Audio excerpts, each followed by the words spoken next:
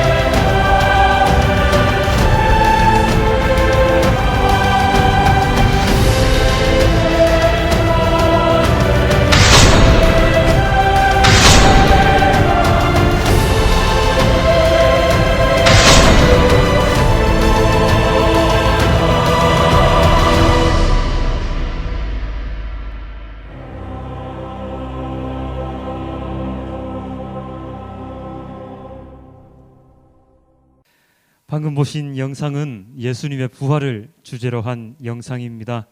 앞으로 매주 몇 개의 영상을 함께 계속해서 볼 예정인데요. 부활절도 아닌데 갑자기 웬 부활 영상을 이렇게 틀어주세요 라고 하실 분도 계시겠지만 매주일은 그렇습니다. 언제나 작은 부활절이라고 제가 전에 한번 얘기를 드린 적이 있습니다.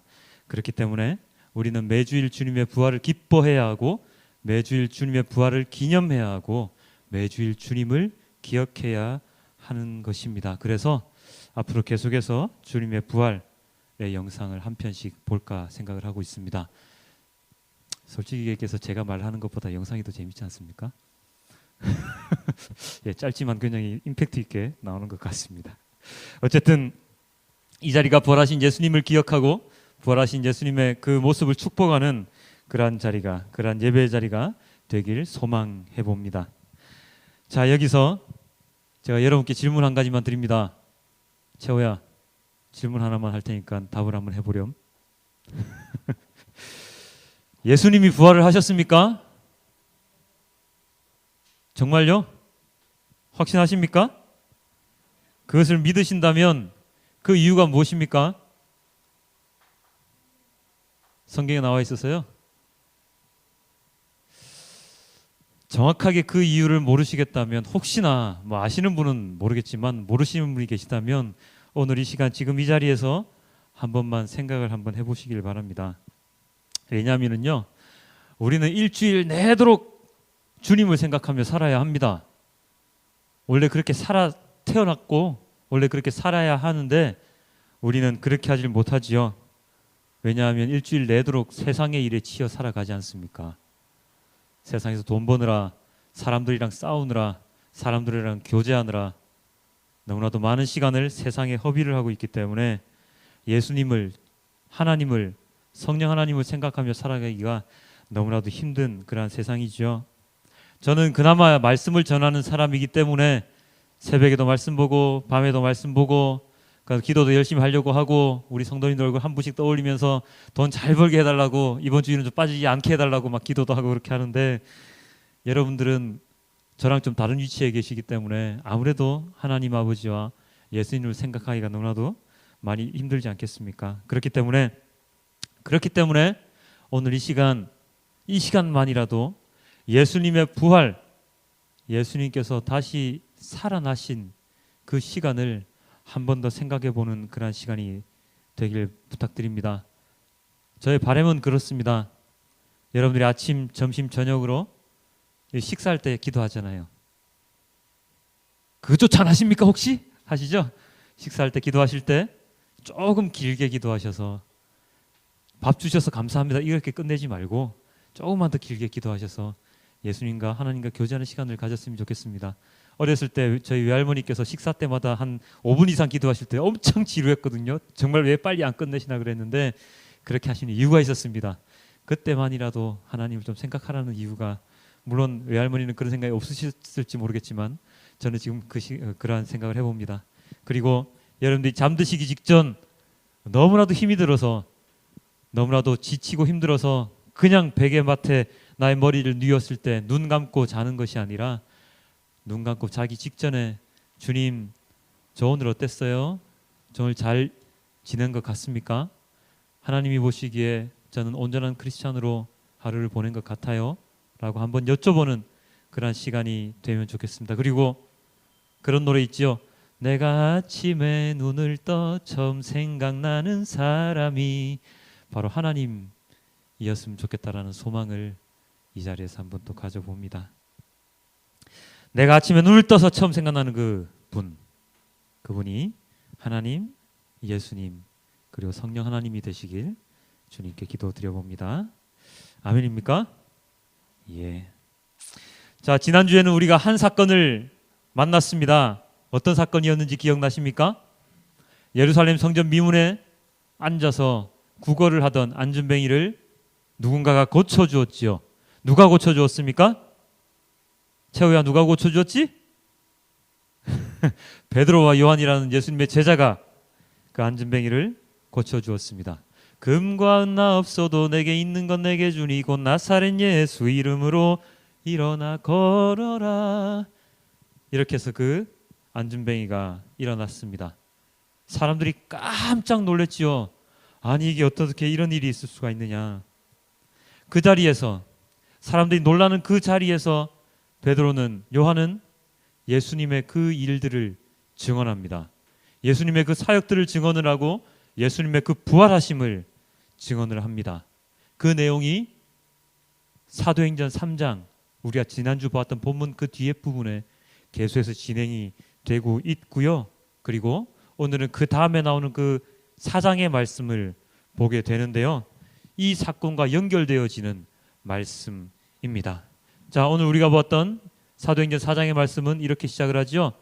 이튿날 관리들과 장로들과 서기관들이 예루살렘에 모였는데 대제사장 안나스와 가야바와 요한과 알렉산더와 및 대제사장의 문중이 다 참여하여 사도들을 가운데 세우고 묻되 너희가 무슨 권세와 누구의 이름으로 이 일을 행하였느냐. 이 상황이 어떤 상황인 것 같습니까? 예, 재판을 하는 상황입니다. 베드로와 요한이 안전뱅이를 이렇게 세워주었지요. 그렇게 해서 모든 사람들이 놀랍니다. 그 자리에서 베드로와 요한은 예수님을 증거합니다. 예수님의 일들을 전하지요. 그 전하는 모습을 보던 대제사장들과 예루살렘 성전을 지키는 자들과 그리고 사두개인들, 이들이 이 베드로와 요한을 못마땅하게 여깁니다. 그래서 어떻게 합니까? 잡아 가둡니다. 감옥에 가두고 그 이튿날 그 둘을 재판정 공회 앞에, 사람들이 많은 곳 앞에 데리고 와서 이렇게 묻는 것이죠. 너희가 무슨 권세와 누구의 이름으로 이러한 일을 행하였느냐. 베드로와 요한이 잘못한 게 있습니까? 잘못한 게 없습니다. 솔직히 얘기하면 제가 오늘 여러분께 말씀드린 이 내용들, 예수님 부활하셨습니다, 예수님 이렇게 사셨습니다 라는 것을 전했을 뿐인데 그들은 죄가 없음에도 불구하고 죄인이 되어서 재판을 받게 되었지요. 그런데 이 베드로와 요한은 이 재판정에서조차도 아무런 부끄러움이 없이 주눅들미 없이 당당하게 이들에게 이야기를 합니다.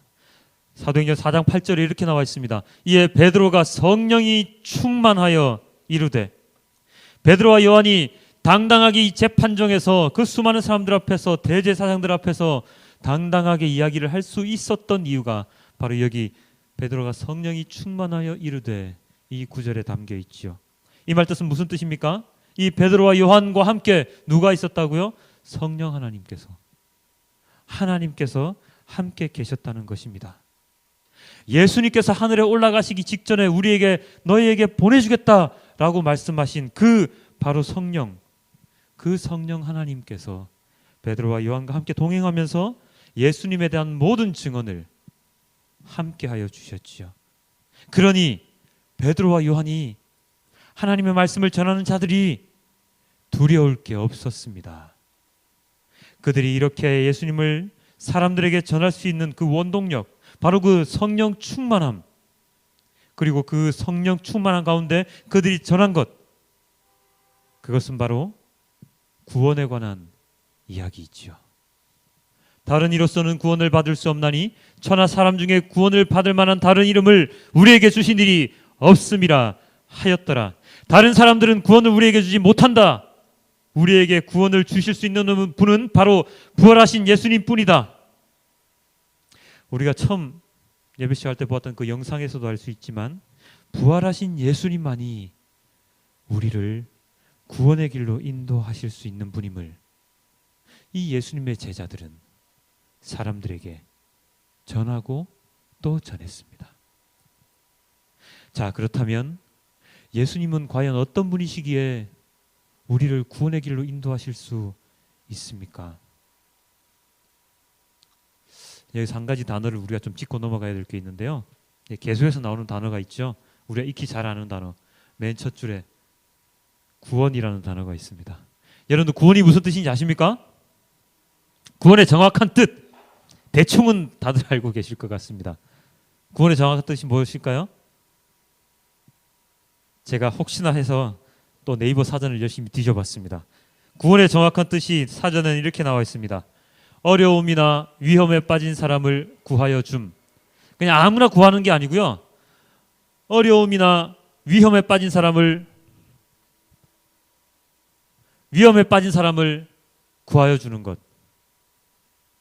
그것을 구원이라고 합니다. 죽을 위기에 처한 사람, 너무나도 힘든 상황에 처한 사람들을 구원해 주는 것이 바로 구원이죠. 구해 주는 것이 바로 구원이죠. 어떤 예를 들 수 있을까요? 이런 예가 있습니다. 차 사고를 당했습니다. 차가 뒤집어져서 곧 기름이 콸콸콸 쏟아져 나오면서 폭발할 것 같아요.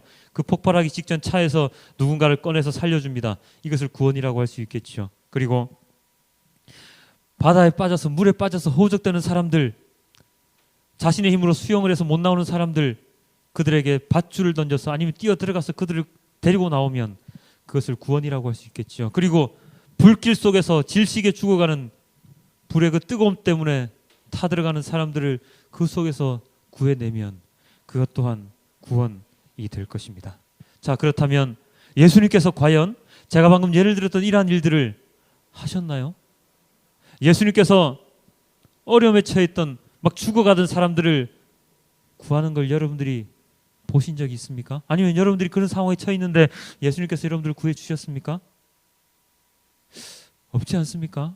여러분들에게 직접적으로 예수님께서 찾아오셔서 야, 너 지금 물에 빠졌구나, 구해줄게 하고 구해준 적이 없지 않습니까? 그런데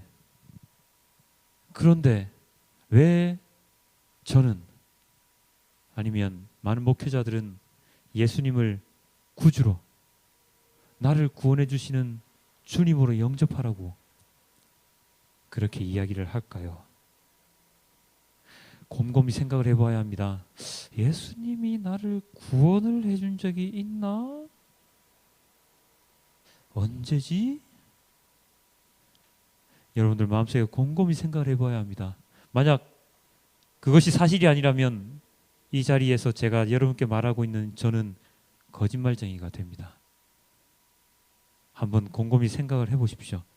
제가 거짓말쟁이인지 아닌지 한번 곰곰이 생각을 해보시고, 이 생각하는 가운데 오늘 우리가 읽었던 본문을 계속해서 보도록 하겠습니다. 요한복음 10장 11절에 이렇게 나와 있습니다. 나는 선한 목자라. 선한 목자는 양들을 위하여 목숨을 버리거니와. 여기에 나와 있는 여기에 나, 이 나는 누구입니까? 예수님. 알고 계시죠? 예, 예수님입니다. 예수님은 뭐라고요? 누구라고요? 예수님은 선한 목자라. 예, 선한 목자라고 하십니다. 그럼 여기서 목자는 누구입니까? 양을 치는 사람들, 양을 먹이는 사람들, 양을 키우는 사람들이죠. 예수님 시대에, 옛날 이스라엘 시대는 양은 그 집안의 그 사람의 재산과도 같았습니다. 왜냐하면 양을 통해서 양의 그 털을 얻었지요. 그 털로 무엇을 합니까?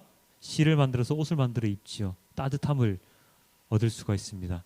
양을 죽여서 가죽을 벗겨서 그 가죽으로 옷을 만들어 입고 그 가죽으로 물통을 만들어서 거기에 물을 담아서 먹지요. 그리고 양 젖을 짜서 그 젖을 먹기도 했습니다. 바로 양 한 마리가, 이 양이 이 시대는 그 집안의 크나큰 재산이었고 그리고 그들의 가족이었습니다. 그래서 그들은 양을 치는 것을 굉장히 중요하게 여겼습니다. 들판으로 데리고 나가서 양들에게 좋은 풀을 먹이고 그리고 목을 축이게 하고, 그리고 계절이 바뀌어서 자신들 주변에 풀이 없으면 저 멀리 2박 3일 3박 4일 걸어가서라도 그 양들에게 좋은 풀을 먹이며 그렇게 지냈지요. 혹여나 내가 그 일을 하지 못하면 다른 목동, 다른 집에 양을 키우는 목동에게 우리의 양을 맡겨서 좀 부탁한다, 우리 양을 좀 먹여다오라고 해서 그 목동이 또 나가서 그 양을 먹이기도 합니다. 양이 이 부근에 먹을 풀이 없어서 저 멀리 가게 되면 그날 그 집에 들어오질 못하지요. 그렇게 되면 어떻게 됩니까? 밤에 한 데서, 추운 데서, 아니면 외진 곳에서 그 양을 재울 수밖에 없습니다. 그 양들을 재울 때 목자들은 어떻게 합니까? 다른 집에 가서 집으로 돌아와서 잡니까? 아니죠. 그 양들 곁에 누워서 그 양들을 지켜주며 보호해 줍니다. 왜냐? 밖에는, 지금처럼 도시는 차가 다니고 이렇게 해서 경찰이 있고 상관이 없지만 그 시대의 야산에는, 들에는 수많은 야생동물이 있었지요. 그 야생동물들의 위협에서 그 야생동물들이 양을 잡아가지 못하게 하기 위해서 그 목자들은 그 밤을 함께 지새웁니다. 어떤 문에는 그렇게 되어 있습니다. 둘레로 이렇게 돌담을 쌓아서 양들을 그 안에 넣어놓고 목자는 그 입구에 자리를 펴서 잠을 청했다고 합니다. 왜냐하면 그렇게 해야지 양들이 밖으로 나가지도 않고 그 목동이 주위에 있는 일이나 아니면 늑대의 그 위험에서 구해줄 수 있기 때문입니다. 이런 야생동물의 침입, 이러한 것들에서 양들을 지켜주는 임무를 하는 사람이 바로 목자, 목동이었지요. 자, 오늘의 말씀 가운데 이러한 임무를 어떻게 수행하느냐에 따라서 예수님께서는 선한 목자와 삭군으로 구별할 수 있다고 이야기를 하셨습니다. 어떻게 구별한다고요? 이렇게 나와 있습니다. 삭군은 목자가 아니요 양도 제 양이 아니라 이리가 오는 것을 보면 양을 버리고 달아나나니 이리가 양을 물어가고 또 해치느니라. 달아나는 것은 그가 삭군인 까닭에 양을 돌보지 아니함이나 나는 선한 목자라. 나는 내 양을 알고 양도 나를 아는 것이 아버지께서 나를 아시고 내가 아버지를 아는 것 같으니 나는 양을 위하여 목숨을 버리느니라. 나는 양을 위하여 목숨을 버리느니라. 삭군은 돈을 받고 일하는 사람입니다. 그렇기 때문에 양들이 습격을 받을 때 그는 그 양들을 지키지 아니하고 도망칩니다. 왜냐?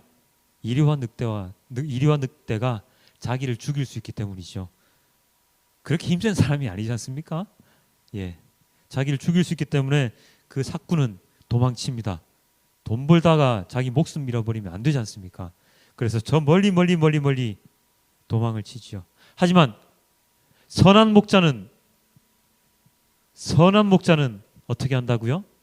내 양을 끝까지 지키며 그 이리와 늑대의 그 위협 가운데서 그 양들을 지켜주죠. 어떤 순간까지요? 내가 나의 목숨을 버릴지라도, 양을 위하여 목숨을 버리는 한이 있어도 그 양들을 지킵니다. 그것이 바로 선한 목자이지요. 선한 목자는 그 양을 절대로 떠나지 않습니다. 왜냐? 그 양이 나의 재산이자 나의 가족이기 때문입니다. 이렇게 자신의 목숨을 내놓을 정도로 열심을 다하는 그 목자는 자기가 치는 양들에 대해서도 잘 알며, 그리고 그 양들도 그 목자의 음성을 잘 안다고 그렇게 나와 있습니다. 내 양을 알고 양도 나를 안다 라고 나와 있지요. 나는 너희들을 위하여, 나는 너 양을 위하여 죽을 각오도 되어 있고 내가 너희를 너무나도 잘 알고 있단다. 그렇기 때문에 너희도 나를 잘 알아야 하고, 그래서 내가 너희를 절대로 놓치지 않을 것이란다.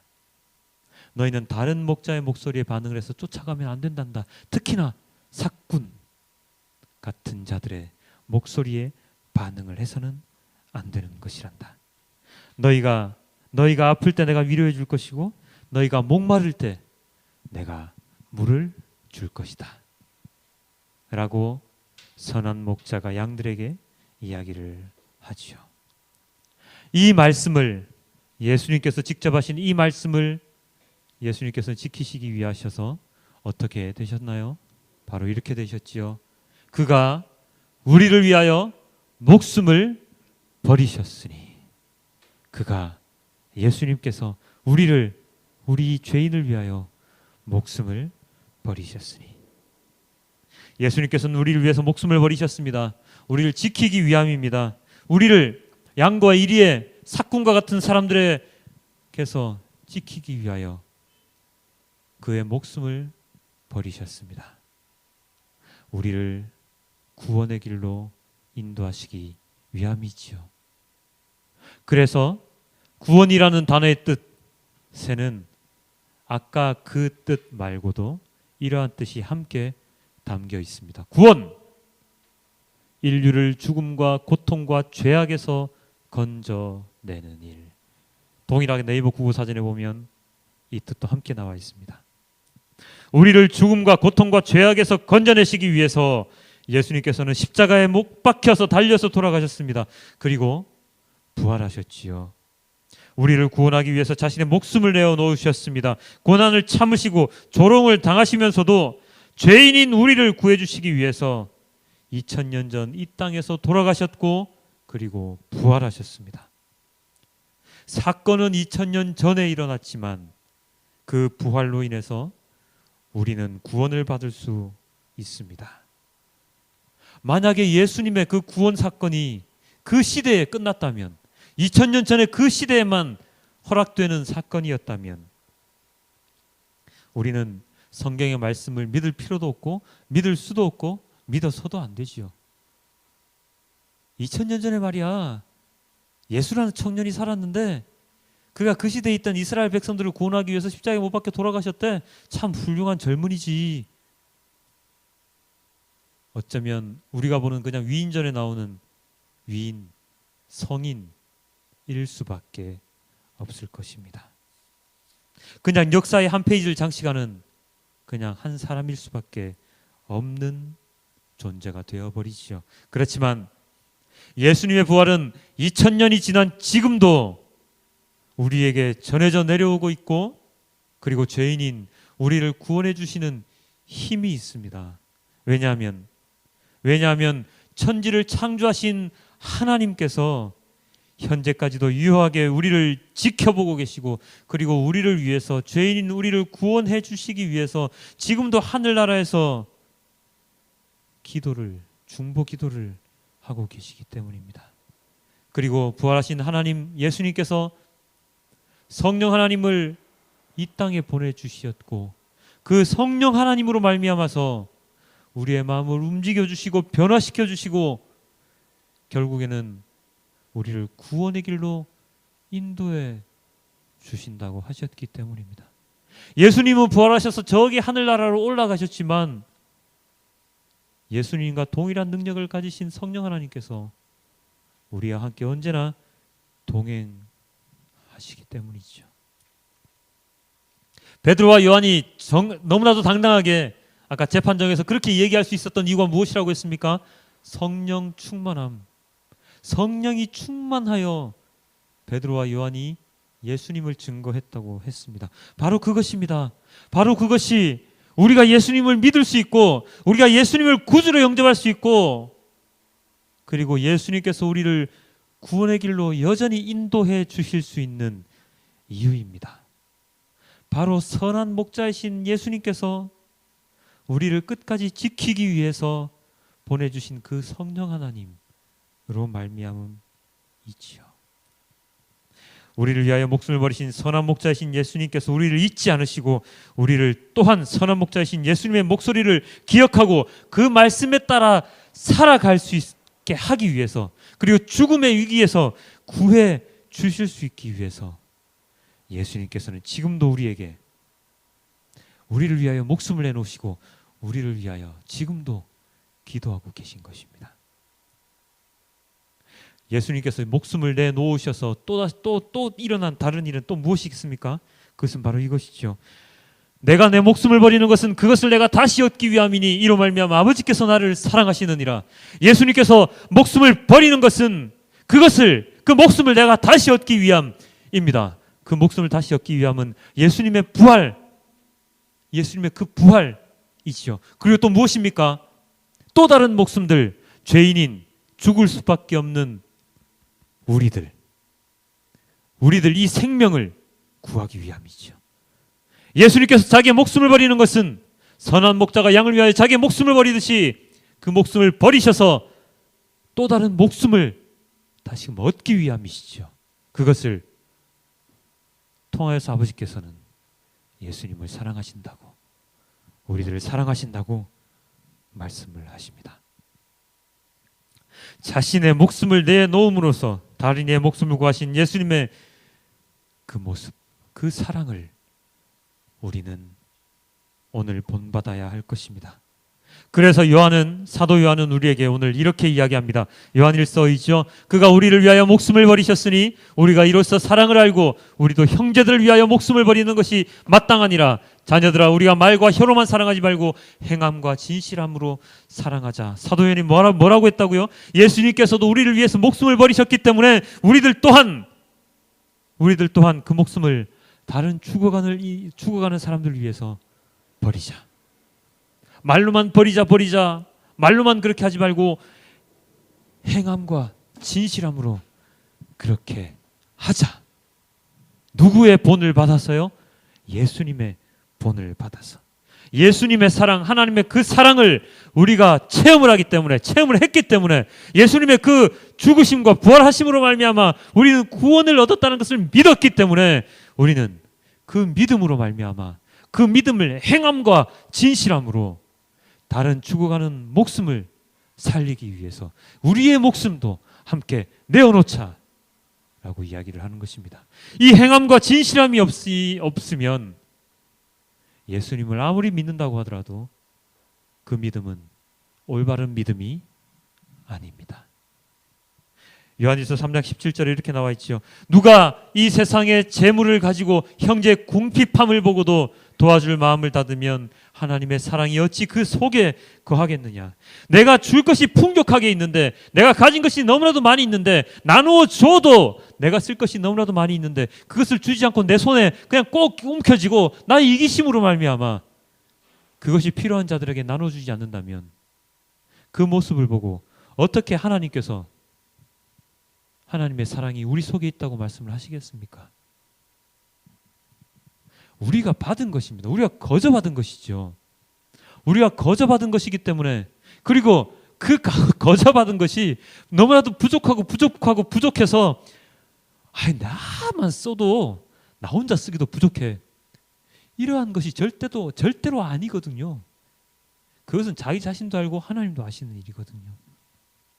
풍족해서 나누어 주어도 너무나도 많이 남는데 그것을 나의 욕심으로 인해서 나누어 주지 아니하고 내가 그냥 가지고 있는 그러한 모습을 우리는 버려야 하는 것입니다. 내가 죽음의 길에서 살아 돌아왔으면 내가 그 살아 돌아온 방법 그대로 다른 죽어가는 이들을 구해 주어야 하지 않겠습니까? 세월호에서 마지막까지 살아남아서 그 밧줄을, 그 소방호스를 끌어내려서 그 수많은 아이들을 구했던 그 사람, 그는 자기가 그가 살아있음을, 그래서 내가 지금 무엇을 해야 됨을 명확하게 아는 분이었죠. 그래서 그 배가 끝까지 침몰하기 직전까지 많은 아이들을 구원해낼 수 있었습니다. 내가 살아있기 때문에. 아니, 내가 죽으면서도 아이들을 구했던 선생님도 계시지 않습니까? 그분의 죽음이 절대로 헛된 죽음이 아님을 우리는 기억해야 하죠. 마찬가지입니다. 우리가 지금 살아있잖아요. 예수님께서 우리를 살려주셨다는 것을 우리는 믿고 있잖아요. 우리는 믿을 수 있지 않습니까? 그렇다면 우리는 무엇을 해야 한다고요? 행함을 보여줘야 한다고요. 행함을 보여줘야 한다고요.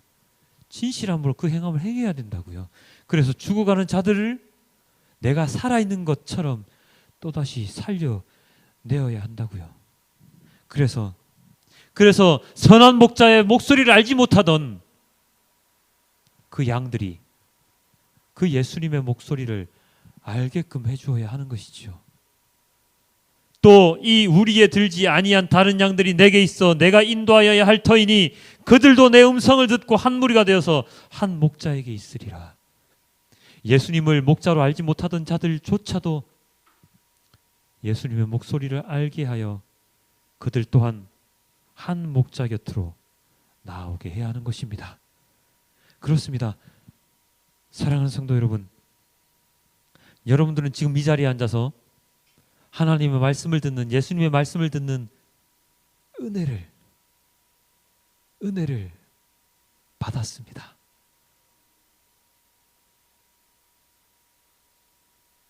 은혜를 받은 거거든요. 이 자리까지 나오기가 되게 힘들잖아요. 그죠? 멀리서도, 충정로 그 멀리서도 오시고, 부천 그 멀리서, 인천에서 오시고, 어떤 이는 저기 멀리 건국대학교 앞에서 1시간 넘게 차를 타고 이곳까지 오지 않습니까? 그렇지만 이 자리에서 듣는 이 하나님 말씀, 예수님의 말씀이 우리의 생명을 살릴 수 있는 그 은혜의 말씀임을 여러분들이 알지 않습니까? 내가 받은 이 은혜 다른 이들에게도 나누어 주어야죠.